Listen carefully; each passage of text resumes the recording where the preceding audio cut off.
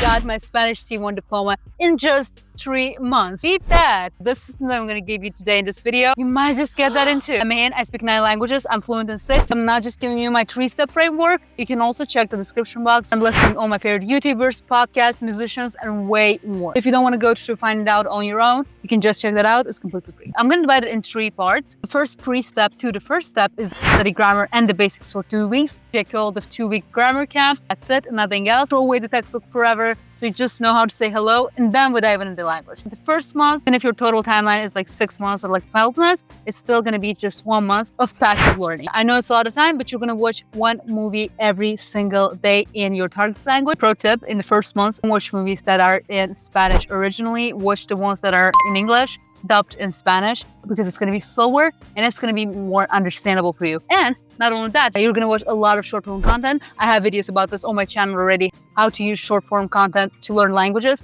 It's actually an amazing tool, so just watch TikTok. I promise you, you're not going to understand anything for the first 2 weeks, but then you're going to feel fluent in like a month. Also, you choose one celebrity, music group, you get obsessed with them, you listen to all of their albums. You can see it in the description box that the content in Spanish is the best content ever. Watch content in 9 languages. I still prefer Spanish content to like French content. The movies, you're either gonna watch 1 new movie every day, but you're gonna watch like cartoons. You're gonna use my technique of the subtitle ladder, which is you first watch it with English subtitles, then you watch it with Spanish subtitles, and then you watch the same thing without subtitles. So if you want max efficiency, your pattern recognition is gonna skyrocket. You're gonna listen to a lot of songs. You can ugly sing them, but nobody talks about this. Singing is amazing because you have this melody to rely on, and it's gonna help you build a great accent very fast. Because now we go from cute input mode to beast mode. And it's the second part, which is 4 hours minimum listening a day. Yeah, listening, nothing else.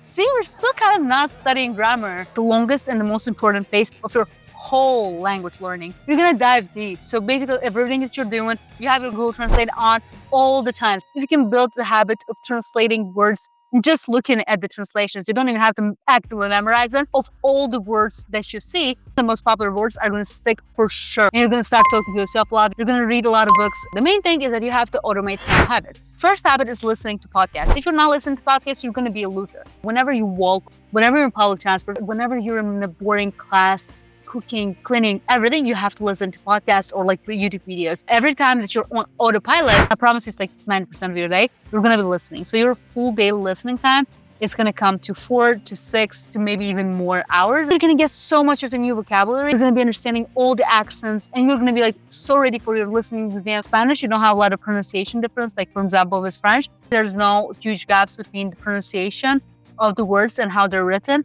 So it's going to be easier for you in your written exam. Also, one of the only things that I agree with all the other hyperpolyglots is that you probably have to switch your phone language to Spanish. Why not? Why wouldn't you do that? Start a new YouTube account, start a new Instagram account, a new TikTok account, where the only content that you're going to be consuming is Spanish. Don't let yourself switch accounts. So just stay in the Spanish content so that you have no choice. I want you to ban yourself from watching content in your native language. When you're writing in this phase, you're going to journal. You don't journal on simple daily things because you're already past that level. You're going to journal about complex things. Again, you can use ChatGPT or Google Translate or DeepSeek or Grok or whatever you want. At the end of the day, you're still going to learn how to form complex sentences in Spanish. You're going to know how to spell most words. Your active input is gonna be crazy high too. Journaling your target language is probably the most underrated thing because nobody does that somehow, and they just prioritize translating text. If you speak English, Spanish is not gonna be that hard for you. You don't have to treat it like you're learning Arabic because you're not. You're gonna love the language. I was learning French and I have a C1 diploma from French. I didn't like French. I really did speak Spanish at the time, and so I thought that French is gonna be easy, and it was very easy because I'm a law student. French is really respected in law circles. So I thought, why not learn French? But I hated French. I was watching movies, I didn't like them. I didn't like the French language. And while I learned Spanish in 3 months, it took me 4 months to get my C1 diploma in French. That's insane. I had 2 tries and I failed first time. It took me 4 months, which is pretty huge for a hyperpolyglot. You know why I did get my French exam the second time with a great point?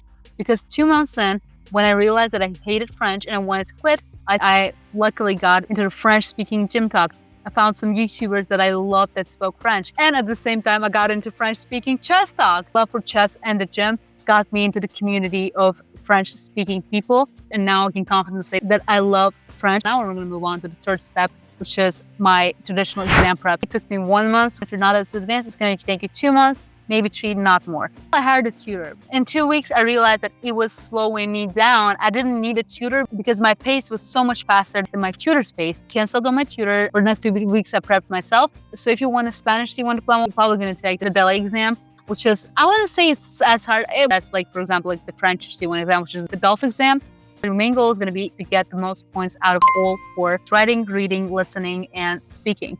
And the most important part in this phase is that you have to forget about learning the language. You have to start thinking about learning the exam. Sadly, the exams don't have a direct correlation to your language level. The only thing that you have to do every single day, you have to take mock exams every day. You have to find books with mock exams and do them. It works like muscle memory. Using AI for that is amazing. I would set a photo of my essay and, like, ChatGPT would tell me my mistakes, approximate point that I would get from the exam. So I would work on the mistakes that it told me. Listen as much as it's possible. For me, I was listening to philosophy podcasts while I was doing my makeup all the time. And I'm going to give you a tip that feels like absolute cheating for the writing and speaking phase. 1 sheet of paper. So what you're going to do is you're going to take this list. In one side, you're going to write all the connectors that you're going to use, because in the DELE exam, connectors matter a lot. So it's like sin embargo and all of that, high level, at least like 20 of them.